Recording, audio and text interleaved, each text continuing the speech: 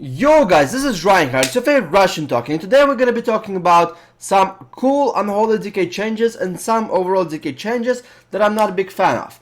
So the biggest change is going to be, first of all, it's your Abomination right over there. Let's jump into it right away.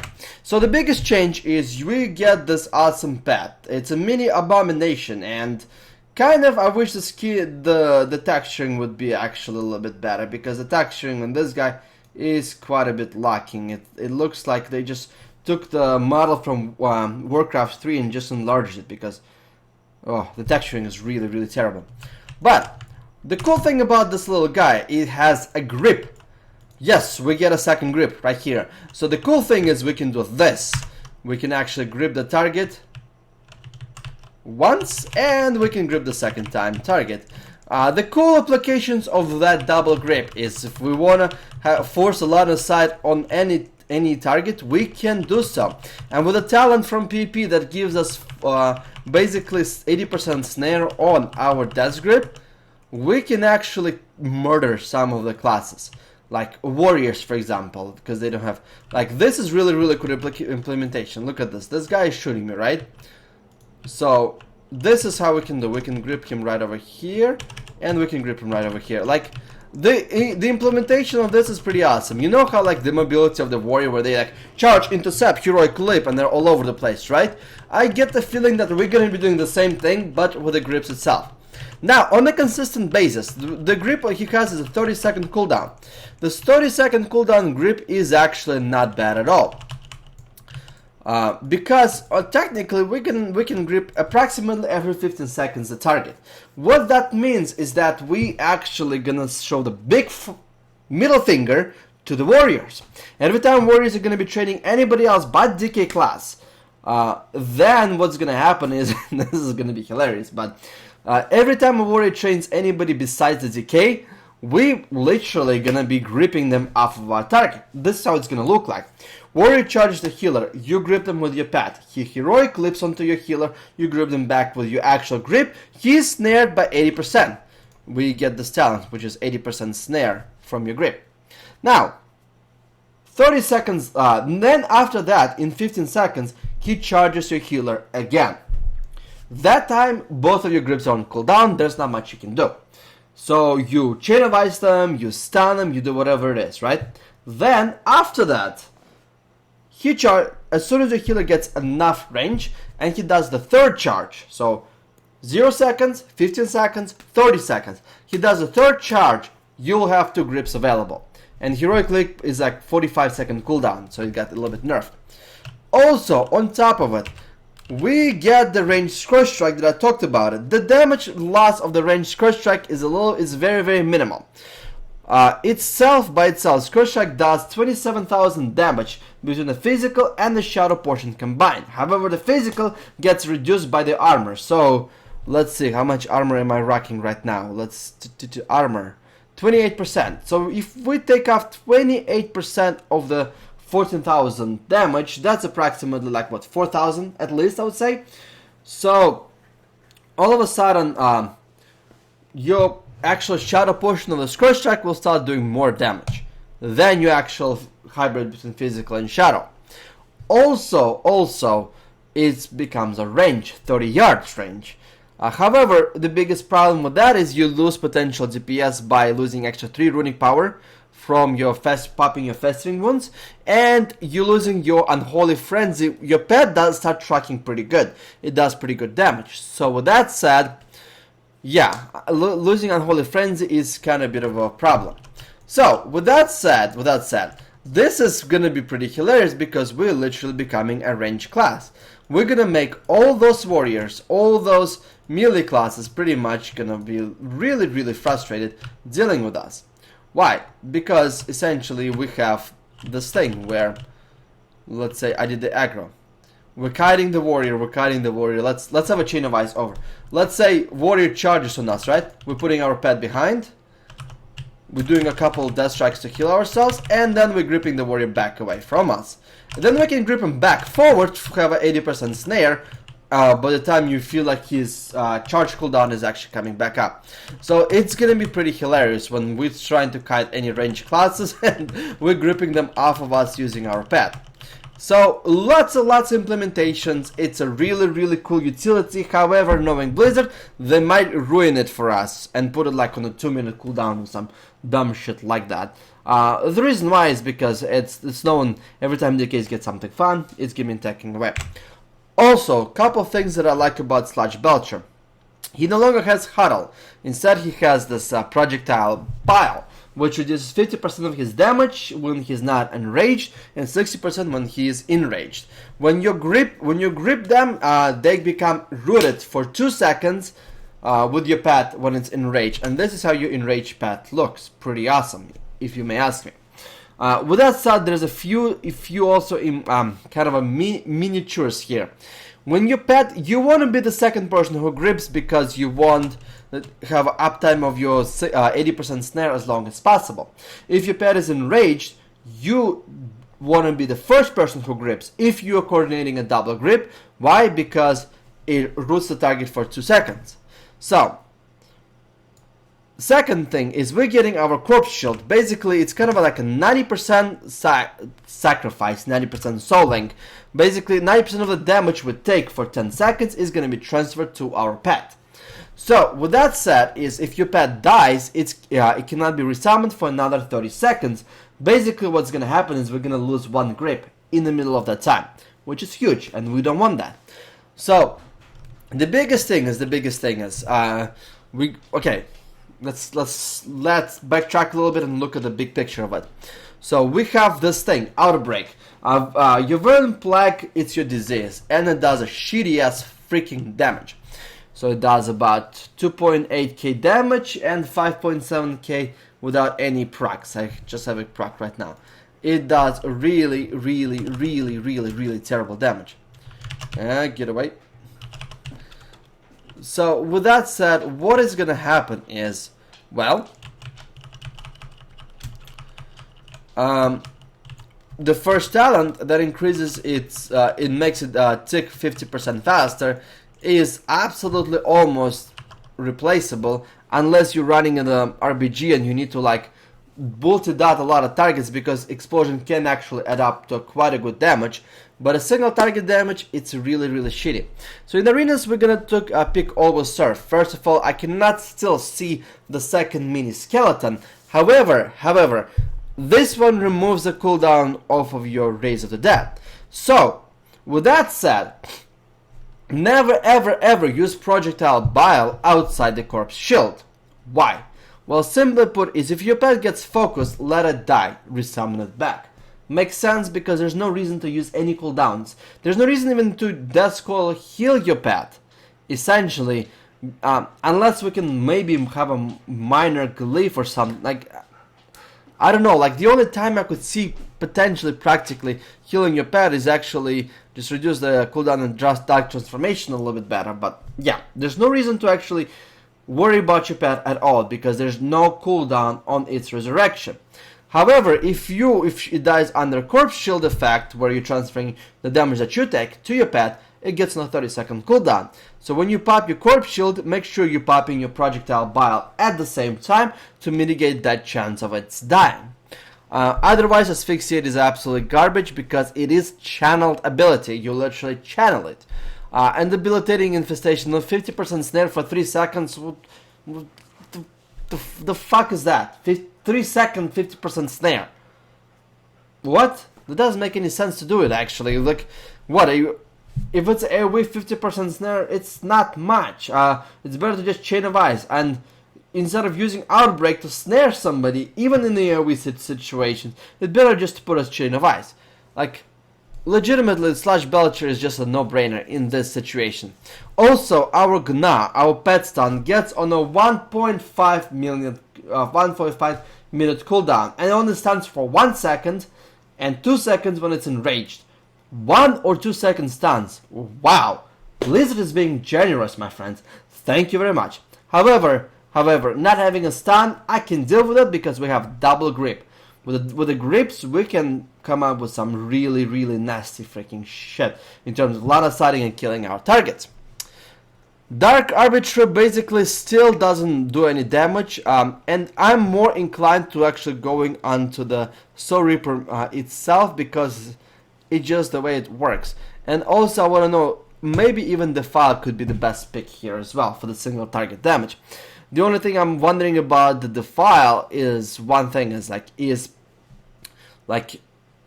can it actually, are they gonna fix it to the point where our Scorch Strike will hit multiple targets while we're in Dust and Decay or not? Because otherwise, yeah. Like, it does. Oh, okay. Well, okay, so they did fix it. Hopefully they will just fix it, like, code-wise. So, overall, our Scorch Strike does 23k damage. Our Festering Wound does about 5.7k damage. Our Festering does 46k damage. For Festering Wound itself is as just efficient as your Scorch Strike. However, by getting this Talent Flagellation from here, where it does cause increase Scorch Strike damage by 50%, and getting extra Doom stacks, and having a 30% chance for Scorch Strike to refund the rune, I feel like we're gonna have Unholy is gonna be looking really, really weird. It's gonna have its burst moments and moments of burst opportunity. It's gonna have its moments of a really good sustained pressure, and it's gonna have a moments of it actually not doing a jack shit and just healing ourselves. Unholy by itself is not gonna be very difficult to play in a sense, because right now we have to keep the Necrotic Plague at most amount of stacks. We have to make sure that we're dispelling with our Icy Touch or Scorch Striking. So that and the rune management portion of it is gone, and that's a huge skill thing. The biggest skill kind of association with Unholy Decays coming to the Legion is knowing when to heal with the Death Strikes, when to pop your Corpse Shield and not Death Strike as much, and use the runic power to actually kind of do damage via Flagellation and everything else like that, and knowing when to Necrotic stack as well, and knowing when to Scorch Strike. So with that said, we're moving on to the second thing, where we're going to be talking about itself PvP talents and the changes of it. So the PvP biggest change is, first of all, I don't know what the hell is Honorable Medallion. Is that like a baseline trinket that we get? Because it kind of looks really, really weird. I mean, if we get a baseline trinket, maybe my guess would be it's like 5-minute cooldown, so you can actually lower down to 2. Adaptation: all full loss of control effect with a duration of 5 seconds or more activate the Honorable Medallion spell, but only occurs of it only incurs half of its cooldown. Like, I don't know what that means. Adaptation, like. I need to look at the Honorable Medallion, and it's written in a really, really bad English to understand it, even worse than I'm talking. Then we have Relentless. Duration of incoming crowd control effects reduced by 25%. Replaces Honorable Medallion. So I need to know what is Honorable Medallion. Next thing is Hardness, and this is. And by the way, the change is good here, because we had some damaging abilities, but I'm like, well, we feel really, really squishy. So Hardness, while above 80%, you take 20% less damage. This is bad. Why? Well, because with so many dots and everything else, and your healer, when you get healer gets CC'd, you want to have some of that survivability. And I get the feeling that this really won't do much itself. We're moving on to here, Reinforced Armor. Health increased by 10%. Really good against casters. Really good probably going to be against the melee caster healer comps. Why? Well, because, simply put, is 10% extra health, meaning... Who the hell killed me? Meaning that our Death Strikes are going to heal for 10% better. Our Death Strike criticals, by the way, they can crit, will heal for 10% better. So when the Death Strike actually critically hits and heals you, it actually heals it for 15.4% HP with that spec. So it's really, really good. Even if we do only like 10 Death Strikes per one duel, With 10% extra HP, we just increased our effective HP levels by 17%, and that is huge. Against a double melee, and this is my biggest problem. Physical melee attacks have a 20% chance to be blunted, dealing 15% reduced damage. This is pretty awesome. Hopefully it affects when somebody's trying to S-rape us from behind as much as from a front. Meaning, if the rogue is eviscerating from the back, if he's envenoming from the back, he can still be blunted. This is actually really strong.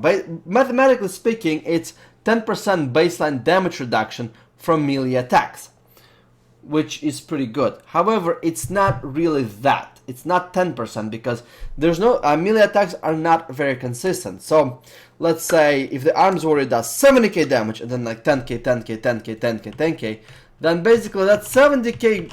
If that gets reduced, that's actually legitimately more than 25%, 10% damage reduction.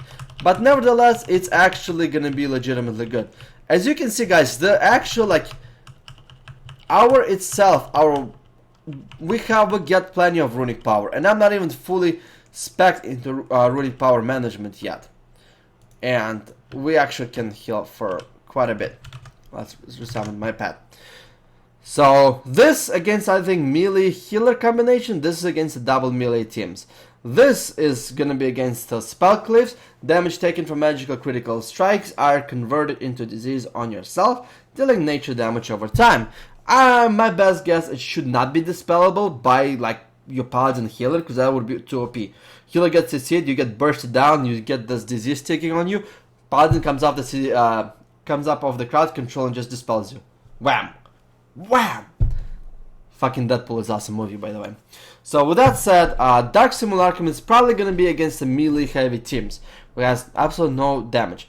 And this, place anti-magic zones for 5 seconds, that reduces spell damage taken by the party or raid members by 60%. I get the feeling that if we pick that against the caster cleaves, right?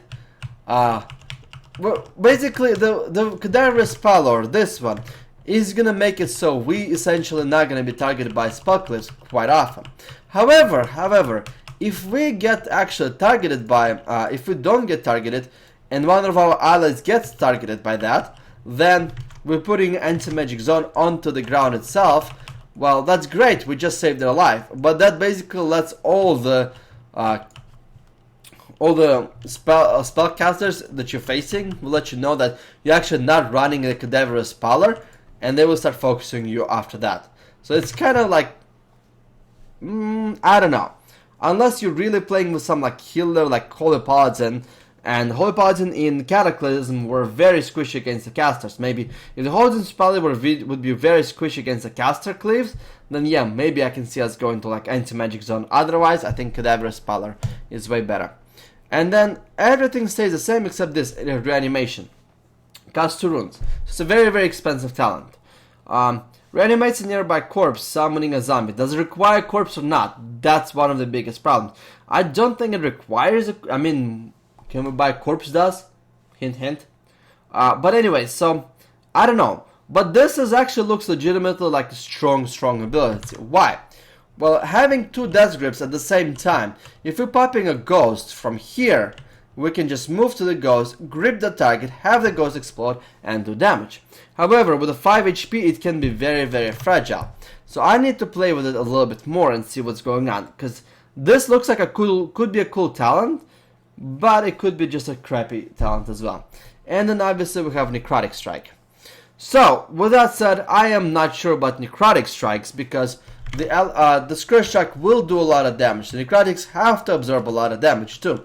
So our itself rotation is going to be basically very simple.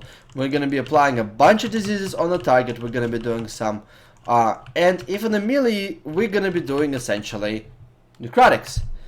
And if we're gonna start cutting the targets, or we have too many of those festering wounds on the target, because then we're gonna be using our Scourge Strikes, or if we have like, let's say, Sudden Doom proc.